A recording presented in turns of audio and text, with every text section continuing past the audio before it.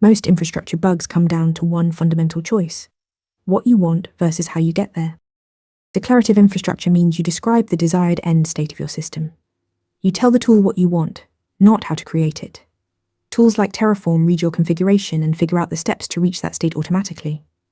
Think of it like ordering food. You say, "I want a cheeseburger," not "heat the grill, flip the patty."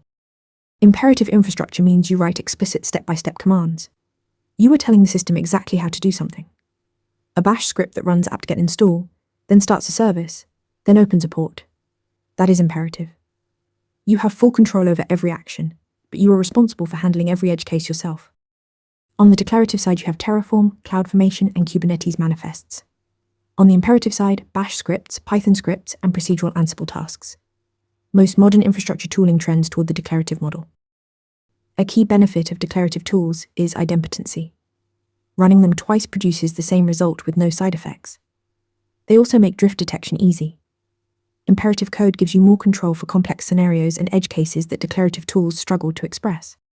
Remember, declarative says what you want, imperative says how to get there. Drop a comment if you want a Terraform deep dive next.